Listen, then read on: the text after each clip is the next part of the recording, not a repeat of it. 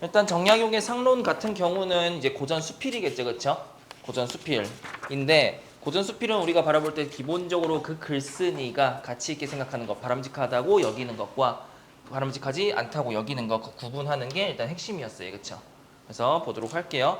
근데 나 작품에 대해서 우리가 외적 근거 혹시 나와 있는지 좀 보자면 일단 6번 문제 보기 박스 먼저 다시 한번 보도록 할게요. 일단은 가와나는 작가가 통념과 관련해 대상이 경계해야 할 태도에 대해 드러나고 있다고 했어요. 그래서 대상이 경계해야 할 태도, 그 바람직한 어떤 태도랄지 이런 것들 제시하는 그런 고전 수필이라고 생각해 볼 수가 있는데 가에 대해서는 뚜루뚜루 읽어봤었고 지난 시간에 개념화 했었고 나 밑에서부터 세 번째 줄 오른쪽 끝 보도록 할게요. 나의 작가는 세간의 세상의 통념을 비판하고 있어. 그러면 일단 분명히 세간의 통념을 비판하는 내용이 담겨져 있겠죠, 그렇죠? 그래서 통념이라고 하는 것에 대해서 비판하고 있기 때문에 상론이라고 하는 글에서 제시하고 있는 통념이라고 하는 것 그것이 무엇이며 그에 대해서 작가는 글쓴이는 어떠한 논리로서 또는 내용으로서 비판하고 있을지 그리고 그 비판을 한다라고 하는 것은 통념에 담겨있는 어떤 가치관 통념에 담겨있는 사상 이것에 대해서 기본적으로 부정적으로 생각하는 사람이에요. 그렇죠? 우리가 고전 수필을 바라볼 때 글쓴이, 작가가 긍정적으로 생각하는 바람직하다고 생각하는 것과 부정적으로 생각하는 것 이거 잘 구분하기로 했었지, 그렇지? 그래서 이게 일단 기본적으로 통념에 해당하는 그 내용, 그 의미 범주 잡아야 되겠고 그에 대해서 글쓴이는 분명히 부정적인 입장을 취하고 있어요, 그렇죠? 그래서 통념에 해당하는 뭐 서로 표현이 다를지언정 그것이 통념 의미 범주에 들어가는 것인지 그 표현이 통념이 아닌 그 글쓴이가 바람직하다고 생각하는 것, 그 의미 범주 안에 들어가 있을지 그것을 잘 구분을 해야 된다는 겁니다. 아시겠죠? 그래서 사람을 그 자체로 보지 않고 겉모습으로만 판단하는 부조리를 지적하고 있다. 그럼 뭐야? 통념 뭐라는 거야? 사람을 겉모습으로 판단하는 그러한 내용에 대해서 그러한 것에 대해서 그러한 시선과 관점에 대해서 그러한 판단 기준에 대해서 비판하고 있는 거예요. 그래서 분명히 통념의 의미 범주는 사람을 겉모습으로만 평가하는 것 그 의미 범주와 동일한 의미 범주라고 우리가 생각을 해볼 수가 있다는 것이죠. 그렇죠? 그리고 그에 반대되는 건 겉모습으로만 판단해서는 안 된다. 작가는 여러 사례를 통해 여러 사례도 나오겠네. 나열될 건데 그 나열되는 것들 통해 세간 사람들의 생각이 오류임을 밝히며 그러면 겉모습으로만 판단하는 세간의 통념, 생각 이것을 사례를 통해서 비판하고 사례를 통해서 오류임을 밝힌다라고 하는 것, 자신의 주장을 강화한다라고 하는 것, 겉모습이 다가 아닌 그러한 사례들이 나열이 되겠죠 아마. 사례들이 나온다면 자신의 주장 강화하고 운명론적 태도보다 노력이 중요함을 역설한다 라고 나왔습니다. 그래서 운명론적 태도, 조선시대를 뭐 관통하는 옛날에 옛날 뭐 전 근대 시대에 우리 삶에 지대한 영향을 미쳤던 가치관이 운명론적 가치관 태도인데 그것보다 우리 스스로의 삶의 노력, 주체적인 어떤 삶의 노력 이런 것들이 중요하다는 것을 전달하는 그러한 글이었어요. 그래서 상론이라는 글, 해당 보기 박스에 나와 있는 그 정보들이 이 정약용 작자의 글을 통해서 어떻게 전달이 되고 있을지 한번 보도록 하겠습니다. 자, 그래서 처음 부분부터 보도록 할게요. 자, 상이라고 하는 건 지금 각주 표시되어 있는데 용모예요. 이 용모라고 하는 건 뭐예요? 겉으로 드러나는 겉모습. 아까 우리 보기 박스에 나왔던 그 겉모습이라고 하는 키워드와 연결되는 표현이죠. 그렇죠? 상은 익히는 것으로 인하여 변하고 형세는 상으로 인하여 이루어지는데 그 형국이다, 윤년이다의 설을 하는 사람은 거짓이다. 자, 이거 딱 봤을 때 기본적으로 어떠한 지금 서술어가 나왔어. 이렇게 떠드는 내용들은 이렇게 말하는 내용들은 싹 다 거짓이다 라고 말하고 있어요. 그럼 기본적으로 그러한 그러한 이야기에 대해서 어떤 태도를 지니고 있다? 비판적 태도를 지니고 있다는 거예요. 그럼 상은 익히는 것으로 인하여 변하고 형세는 상으로 인하여 이루어지는데 그 형국이다 윤년이다의 설 이것들 그러니까 이렇게 연결되는 설은 거짓이다. 비판적인 태도를 지니고 있어요. 그래서 형국이다, 윤년이다 라고 하는 표현들은 다 사람을 겉모습으로만 판단하는 그 의미 범주에 들어간다고 말할 수가 있겠지. 형국이라고 하는 표현, 윤년이라고 하는 표현, 뭐 각주 표시 안 되어 있고 한자니까 뭐 모를 수 있어요. 그렇죠? 근데 너희가 한테 이 형국과 윤년이라고 하는 것에 대한 구체적인 해석, 이걸 요하는 게 아니라고. 이것에 대해서 이 표현들에 대해서 이 한자들 이 한자어에 대해서 글쓴이는 비판적인 태도를 취하고 있다. 부정적인 입장을 취하고 있다. 라고 하는 것, 그것으로서 정보 처리하는 그런 과정을 진행을 해보겠습니다. 아까 상이 용모라고 했는데 이 용모가 어떻게 된다고 했어? 변한다고 했어. 그러니까 겉모습으로 어떤 사람을 평가하거나 판단한다면 그 상이라고 하는 것, 그것이 기준이 되어서 어떤 평가를 하는데 그 기준이 되는 상이라고 하는 게 변한다면, 변하는 특성을 지니고 있다면 그 기준이 뚜렷하지 않은 거고 흔들리게 되는 것이고 그 기준이 기준으로서 작용하지 못하게 되는 것이죠. 기준이라고 하는 것은 딱 고정이 되어 있어야 하잖아. 근데 이거 변해. 그러면 뭐 용모 용모가 굉장히 어떠한 뭐 A라는 용모, B라는 용모. 근데 같은 사람이야. 이 사람은 겉모습은 지금 이렇게 변했어. 이 변하는 특성을 지니고 있는 이 용모에 따라서 사람을 평가하면 아니 용모가 A일 때는 뭐 좋은 사람이고 B일 때는 나쁜 사람이고 그렇게 평가할 수가 없다라는 것이지. 이 사람의 변하지 않는 그 기준, 변치 않는 어떤 겉모양이 아닌 겉모습이 아닌 그 내면으로서 그 사람을 평가해야 된다라고 하는 그런 얘기를 하고 있는 내용이라는 거죠. 형세라고 하는 것은 역시 상으로 인하여 이루어진다. 변하는 특성을 지니고 있는 상으로 인해서 이루어지는 것이기 때문에 형세라고 하는 것도 변하는 것이죠. 그렇죠? 그래서 어쨌든 형국이다, 윤영이다 라고 하는 그 설이라고 하는 이 표현 비판하고 있어요. 아주 어린아이가 배를 땅에 대고 엉금엉금 길 적에 우리 어릴 때 그렇게 다 했었죠. 그쵸? 그 용모를 보면 예쁠 뿐이다. 용모에 대한 얘기를 하고 있어. 예쁘다. 하지만 그가 장성에서는 자라서는 무리가 나누어지게 되는데 무리가 나누어짐으로써 익히는 것이 서로 달라지고 익히는 것이 서로 달라짐으로써 상도 이로 인해 변하게 된다. 지금 이 예시를 들고 있는데 이 예시 같은 경우는 상이라고 하는 것이 결국 변한다라고 하는 이야기를 하고 있습니다. 아주 어릴 때는 다 예뻐. 다 예뻐. 근데 자라면서 어떠한 무리에 속하게 되느냐, 어떠한 삶을 살아가게 되느냐, 어떤 경험을 하게 되느냐에 따라서 달라지게 된다는 걸 얘기하고 있어요. 상이라고 하는 것이. 서당의 무리는 그 상이 아름답고 시장의 무리는 그 상이 검고 목동의 무리는 그 상이 산란하고 강패나 마조 같은 무리는 그 상이 서납고 약바르다라고 해서 다양한 상들을 나열하고 있는데 이거 그냥 뭐라고 정보 처리하면 돼? 상이 달라진다. 어떠한 무리에 속하느냐에 따라서 상이 달라진다라고 하는 거 그냥 그렇게 읽으면 된다는 거지. 그렇게 정보 처리하면 된다는 거예요. 대체로 그 익히는 것이 오래됨으로써 그 성품이 날로 옮겨가게 되니 그 마음속에 생각하고 있는 것이 겉으로 나타나서 상이 이로 인하여 변하게 되는데 자 지금 마음속에 생각하고 있는 것이 겉으로 나타남으로써 상이 변한다. 이것으로 인해서 앞문장으로 인해서 변한다고 했고 사람들은 그 상이 변한 것을 보고는 또한 말하기를 사람들은 말하기를 뭐겠어? 두 글자로 통념이겠지.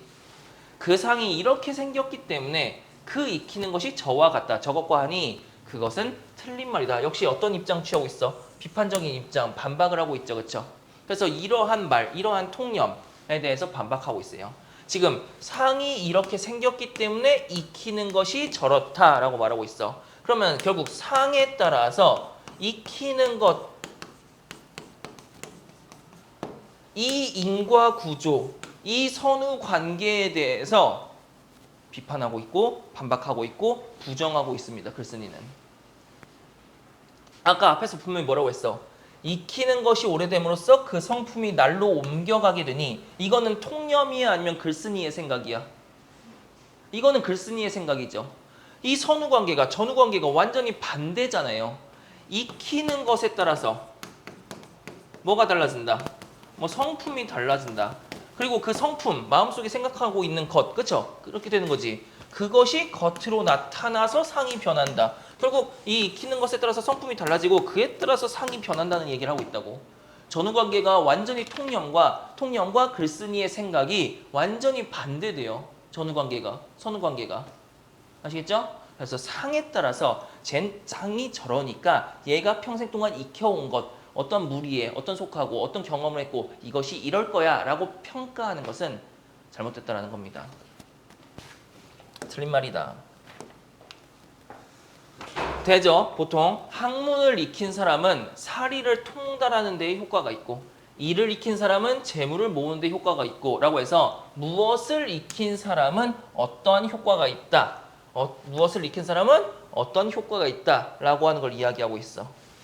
힘을 익힌 사람은 비천한 일, 악을 익힌 사람은 패망한 데 몸을 바치게 된다. 익힘과 효과가 아울러 진보함으로써 효과와 상이 모두 변하게 된다. 그래서 익히는 것에 따라서 성품이 달라지게 되고 그것이 이제 마음에 생겨난 어떤 그런 것에 따라서 상이 변하게 된다라고 하는 것, 그것을 뒷받침하기 위한 구체적인 사례를 나열하고 있다고 말할 수가 있겠고, 역시 글쓴이의 입장, 글쓴이의 생각과 같은 의미 범주에 있는 내용들이라고 그렇게 정보 처리를 하면 되겠죠. 그런데도 이렇게 되는 것인데 그럼에도 불구하고 사람들이라는 주어 나왔어. 역시 어떻게 가야 돼? 통념 방향으로 가야 되는 것이죠. 그 상이 변하는 것을 보고 또한 말하기를 상이 이렇기 때문에 그 효과가 저렇게 된 것이다. 역시 사람들은 통념은 상이라고 하는 걸 독립변수로 두고 먼저 오는 변수로 두고 그에 따라서 효과라고 하는 것이 이렇다라고 역시 이 선후관계를 이렇게 말하고 있어요. 하니 어쩌면 그렇게 어리석단 말인가. 이것도 뭐라고 가야 돼? 부정, 비판, 반박으로 가야 되는 것이죠. 맞죠? 그래서 글쓴이가 통념에 대해서 반박을 하는 데에 있어서 그 내용이 구성이 됨에 있어서 통념에 해당하는 정보, 자신의 생각에 해당하는 정보, 이것들을 잘 구분을 해야 되고, 지금 해당 글에서 글의 구조, 해당 글의 내용, 이런 것들 어떻게 표현되느냐 이런 것들을 구분하자면 사람들은 이렇다고 말한다라고 하는 것이, 그 사람들이라고 하는 것이 주어일 때는 통념에 해당하는 내용이라고 말할 수 있겠고, 혹은 그 내용에 대해서 글쓴이의 평가, 어리석은 말이다, 그것은 거짓이다 라고 하는 그 평가를 통해서도 역시 통념에 해당하는 그 정보를 우리가 파악을 할 수가 있을 것 같아요. 그 통념과 어떤 반대되는 다른 어떤 내용으로서 우리가 글쓴이 입장을 명확하게 잡아볼 수가 있겠죠.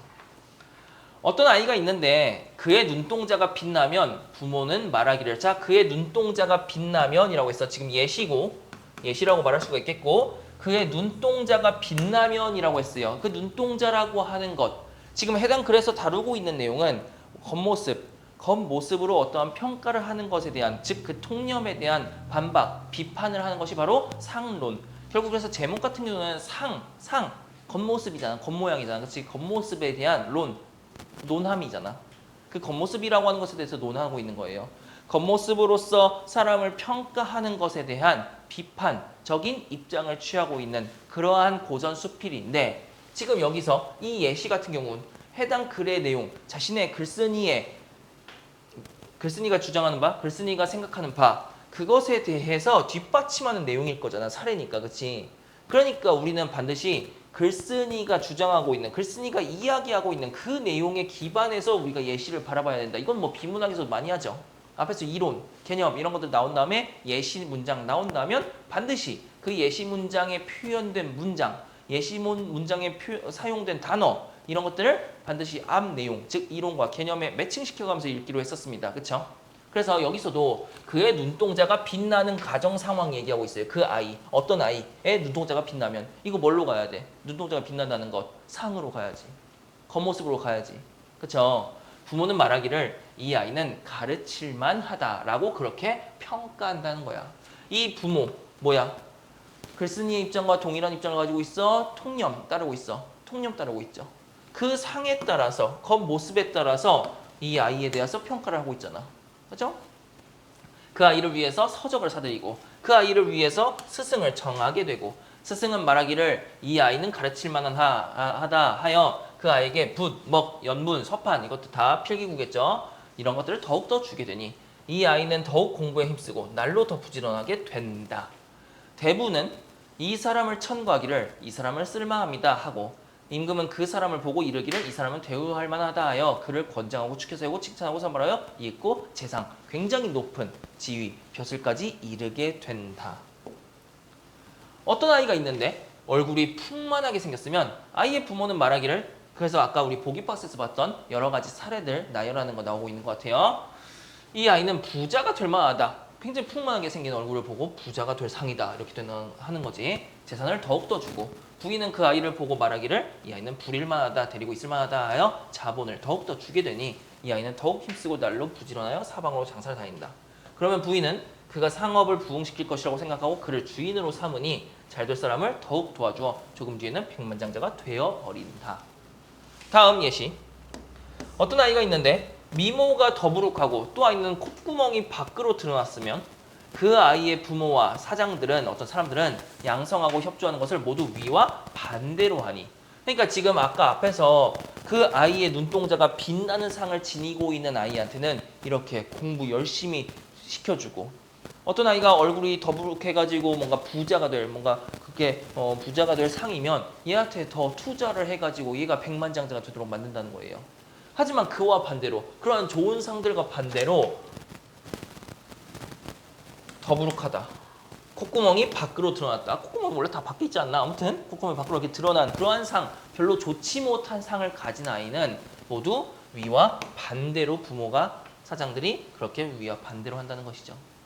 외모에 따라서, 겉모습에, 겉모양에 따라, 겉모습에 따라서 그에게 투자를 하거나 하는 것들을 하기도 하고 안 하기도 한다라고 하는 그 대조적인 예시를 지금 들고 있어요.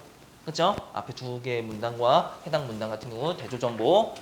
이들이 어찌 자기 몸을 귀하고 부하게 할 수 있겠는가? 아니, 부모가 얼굴을 보고, 사장이 얼굴을 보고 이렇게 투자를 안 하고 얘네들한테 양성하고 길러주고 협조하는 것을 위와 다 반대로 하는데, 얘네들이 정말 그 백만장자가 또는 굉장히 재상이 될 재능을 지녔다고 한들 외모 때문에 이렇게 그렇게 길러지지 못하는데 얘네가 무슨 수로 재상이 되고 백만장자가 될 수 있겠어.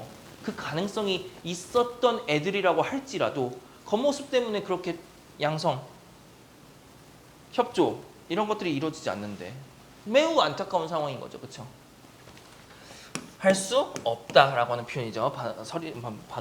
서리법. 이와 같은 것은 그 상으로 인하여 형세를 이루고 형세로 인하여 상을 이루게 된 것인데, 사람들은 그 상에 이루어진 것을 보고 또 말하기를, 자 역시 주어 사람들이에요. 말하기를이야 통념. 그 상이 이와 같기 때문에 그 이룬 것이 저와 같다. 그러니까 얘네들 결국은 그렇게 백만장자 안 되고 재상 안 되고 그저 그런 애들로 남게 되는 걸 보고, 아 상이 저러니까 결국 그렇게 살게 되는구나 라고 떠들고 있다는 것. 그에 대해서 졸라 어리석은 말이다 라고 비판하고 있어요. 그쵸? 그쵸? 세상에는 진실로 어떤 세상의 이치에 대해서 설명을 해줄 거야.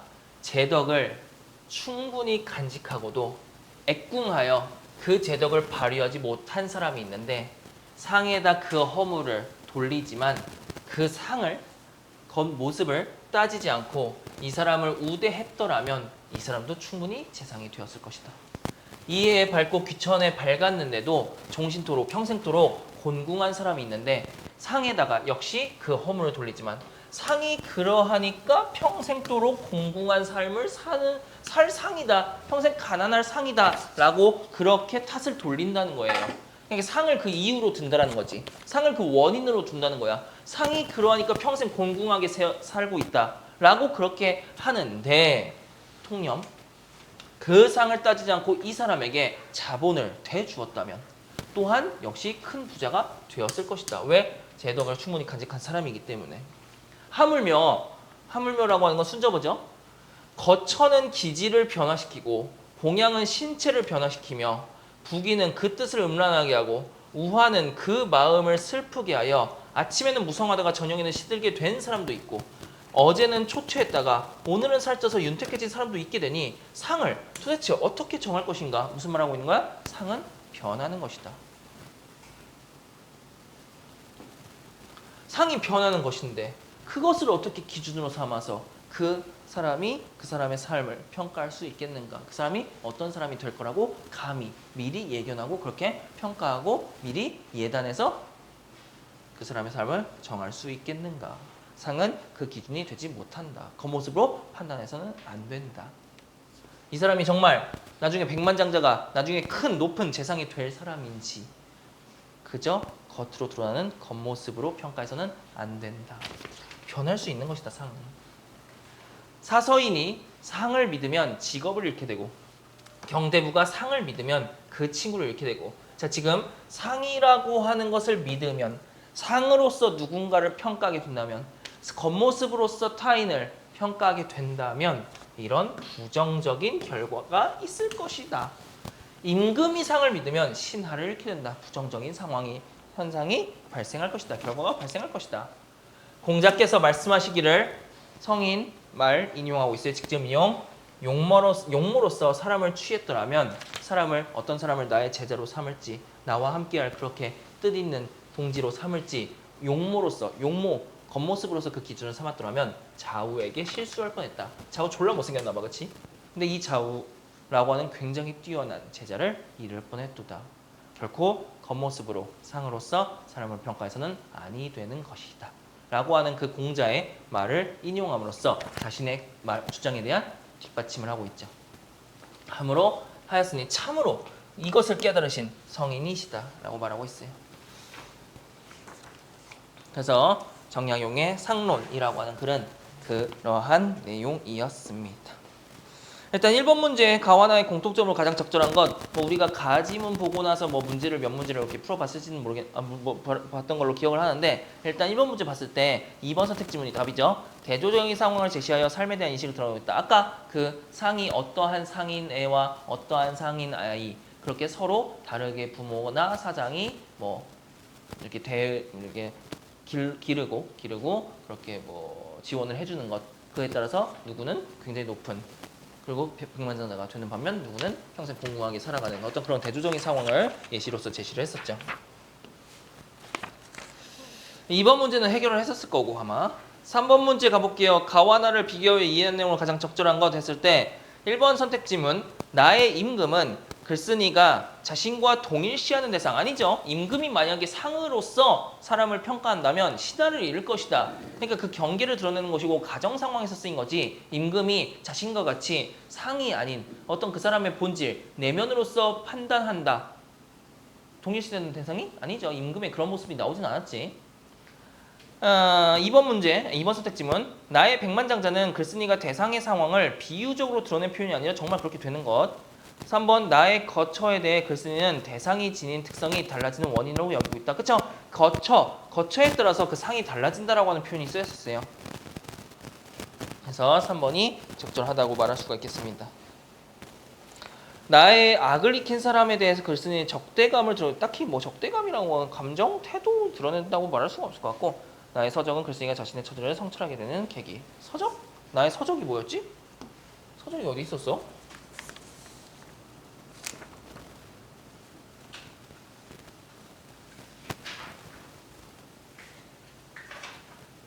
서적.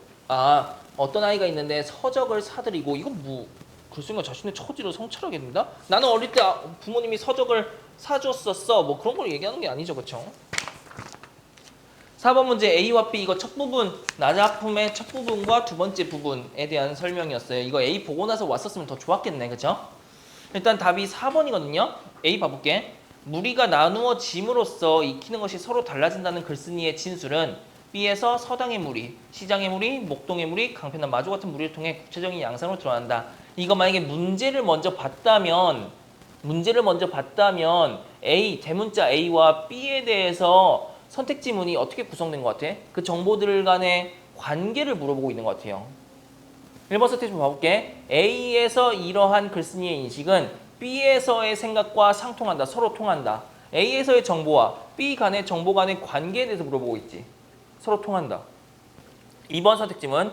A에서 서류라는 사람에 대한 글쓴이의 인식과 달리 B에서 글쓴이의 인식은 부정적으로 나타난다. 그러니까 A에서의 인식과 글쓴이의 인식과 B에서의 인식 간의 관계에 대해서 물어보고 있어요. 대조적인 관계인지, 차이가 있는지. 3번도 역시 마찬가지로 A에서의 글쓴이의 생각은 B에서의 예찬으로 이어진다. 관계. 그러니까 이거 문제를 먼저 봤다면 대문자 A에서의 정보와 대문자 B에서의 정보 간의 관계를 우리가 파악하면서 읽어봤다면 쉽게 답이 나왔을 거예요. 그러니까 4번 선택지도 답인데 A에서의 진술이 B에서의 구체적인 양상으로 드러난다. 그러니까 우리가 A와 B를 만약에 그런 식으로 이 정보들 간의 관계로서 봤다면 일단 A 부분에서 말했던 건 상은 이렇게 변하는 것이다. 상은 변하는 것이다. 상은 변하는 것이다를 얘기하고 있어요. 상으로서 뭔가 평가를 한다는 것은 거짓이다라고 말하고 있고, 상은 변하는 것이다. 그 어떠한 평가 기준이 되는 그 기준이 달라지게 된다는 얘기를 하고 있고, 그 정보를 전달했었고, B에서는 다양한 열거, 이 열거라고 하는 것, 결국 무엇을 열거한 거야? 상이 구체적으로 이렇게 정해진다라고 하는 걸 말하는 내용이 담겨져 있던 B의 정보였어요. 그렇다면 A의 정보와 B의 정보라고 하는 것이 서로 연결이 되는 정보, 순접으로 연결이 되는 정보죠. 그렇죠? 근데 그 순접 같은 결인데 조금 더 구체적으로 어떤 식으로 순접이냐라고 하는 걸 생각해 본다면 이 다양한 열거 같은 경우는 앞 내용에 대한 구체적인 사례라고 말할 수가 있겠고 구체적인 양상, 구체적인 정보라고 말할 수가 있다는 거죠. 우리가 아까 4번 문제를 선택 지문을 먼저 분석을 했더라면 A와 B에 서술된 그 정보들에 대해서 어떻게 처리하고 이 A와 B 간의 정보를 어떻게 연결지으며 어떻게 읽어나갈 것인지 미리 정해질 수 있었다라는 겁니다. 그지? 그렇게 읽었다면 이 답이 쉽게 정해졌을 거예요. 그죠? 5번 같은 경우는 기역부터 디귿에 대한 이해로 가장 적절한 것인데 기역부터 디귿 같은 경우는 다 나에 나와 있었나요? 그쵸? 기역, 니은, 디귿 어떤 아이라고 밑줄 쳐져 있는데 이 아이들은 다 다른 아이들이죠. 그쵸? 기역 같은 경우는 눈동자가 반짝반짝 해가지고 공부를 시켰던 아이. 니은 같은 경우는 얼굴이 풍만하게 생겨서 이 아이는 부자가 될 상이다라고 해서 니한테 투자를 많이 했었던. 디귿 같은 경우는 외모가 아까 기역, 니은처럼 그러한 좋은 외모를 갖지 못해서 약간 방치되는 불쌍한 애. 그쵸? 그렇게 했을 때 그에 대한 설명하는 것으로 가장 적절한 것이라고 했는데 5번 같은 경우 답이죠. 5번이 답이죠. 기역, 니은, 디귿. 일단 기역, 니은과 얘가 한 편이고 약간 디귿이 이렇게 구분이 돼요. 그쵸? 근데 이 세 가지 경우 모두 성장하는 데 있어서 주위 사람들의 평가, 무엇으로 인한 평가? 상으로 인한 평가가 영향을 준 경우. 얘는 상이 눈빛이 쪼롱쪼롱 해가지고 공부시켜서 재상이 되고 얘는 더 이렇게 부자가 될 상이라서 얘한테 투자를 해서 얘는 백만장자가 되고 디귿은 상이 좋지 못해서 그렇게 지원을 받지 못한. 결국은 주위 사람들의 그런 상으로 인한 평가가 영향을 준 경우를 공통적으로 보여주는. 그러니까 결국은 기역, 니은, 디귿 서로 다른 문단으로 그렇게 구성됐었는데 일단 기역, 니은과 디귿 간의 정보가 대조적이라고 하는 거 먼저 잡았어야 되고 그리고 얘네들 간의 공통점이라고 하는 것을 그렇게 파악을 했더라면 5번 선택 지문을 답으로 이제 잡을 수 있었겠죠. 6번 문제 적절하지 않은 것 가보겠습니다. 답 5번이에요. 나의 작가가 제덕을 충분히 간직하였지만 애궁한 사람을 비판하는 것에서 통념을 따르는 대상의 생각이 오류임을 밝히고 있다. 제덕을 충분히 간직하였지만 애궁한 사람, 얘네들 상 때문에 뭐 되는 애들이었어? 평생 곤궁하게 살아가는 그러한 애들이었어. 분명히 재상이라든지 백만장자가 될 수도 있는 그러한 특성을, 기질을 지녔던 사람인데 겉모습이 그렇지 못해서 그렇게 지원을 받지 못해서 평생 공공한 사람으로 살아갈 수밖에 없는 불쌍하게 생각할 사람이야. 정약용 입장에서는. 그렇죠? 이러한 인물을 통해서 통념에 대한 비판. 그러니까 이러한 사람을 비판함으로써 통념에 대한 비판을 하고 있는 건 아니죠. 그렇죠? 다른 선택 지문들은 보면 확인할 수 있을 겁니다. 이거 가는 다 맞았던 걸로 기억을 하고요. 사람들이 3번 선택 지문 작가가 사람들이 그 상이 이러하기 때문에 그 효과가 저와 같은 것이라고 하는 것에서 운명론적 태도를 지적하고 있어요. 결국 이 보기 박스의 마지막에 운명론적 태도보다 노력이 중요함을 역설한다라고 했는데 그 운명론적 태도라고 하는 것 그것에 대해서 그것보다는 노력이 중요하다라고 하는 말 자체가 일단 기본적으로 그 글에서 글쓴이가 작자 정약용이 긍정적으로 생각하는 것, 바람직하다고 생각하는 것과 올바르다고 생각하는 것과 올바르지 않다라고 생각하는 것 그렇게 의미범주에 들어간다면 운명론적인 태도는 상에 따라서 그렇게 되는 것이죠. 그렇죠? 그러니까 결국 통념에 따라서 상이 우선되고 그 상에 따라서 그 다양한 것들이 그렇게 그런 특성이라고 할게요. 특성을 지니고 있다라고 하는 건 통념이잖아. 그럼 이렇게 따지자면 이걸 기준으로 삼는다면 이 상이라고 하는 걸 무언가에 의해서 형성되는 변하는 것으로 여기지 않는다면 상이라고 하는 것은 천부적인 거죠. 하늘로부터 부여받은 거지. 이게 운명론적 시각이라는 거예요. 운명론적 태도라는 거예요. 상이라고 하는 것이 독립변수가 되어서 그에 따라 저러한 특성을 지니고 있을 거야 라고 여기는 게 그렇게 평가하는 것. 상이라고 하는 건 태어나면서 지니게 되는 것. 운명에 따라서 이렇게 생긴 운명이었다라고 그렇게 정해지게 되는 것. 이게 운명적 태도라는 거지. 하지만 분명히 그렇지 않아요. 내가 어떠한 무리에 속하느냐, 무엇을 익히느냐에 따라서 상이라고 하는 것이 정해질 수 있다라고 본 것이기 때문에 좋은 상을 갖기 위해서 뭐 해라? 노력하자. 좋은 것을 익히고 좋은 무리에 들도록 그렇게 노력하자라고 하는 그러한 입장으로 가게 되는 겁니다. 상이라고 하는 것이 하늘로부터 태어날 때부터 정해지느냐, 운명으로서 정해지느냐, 아니면 어떤 무리에 따라서 어떤 것을 익히느냐에 따라서 정해지느냐. 그죠? 그래서 보기파스 마지막 문장 다시 운명론적 태도보다 그게 아니라 노력이 중요함을 역설한다. 노력이 중요하다는 게 정약용, 작자, 글쓴이의 입장이잖아. 이 글에서 상론에서의 글쓴이의 입장이 뭐야? 상은 변한다. 그래서 상으로 인해서 상을 기준으로 해서 누군가를 평가해서는 안 된다. 그 입장과 노력이 중요하다라고 하는 표현이 동일한 의미 범주에 들어있다고 우리가 생각을 하고 그렇게 바라봐야 된다는 거예요. 그 선택지문을 그렇게 바라봐야 된다는 거야. 아시겠죠? 무슨 말인지 알겠지? 좀만 쉬고 갈래복합 5 들어가도록 할게요.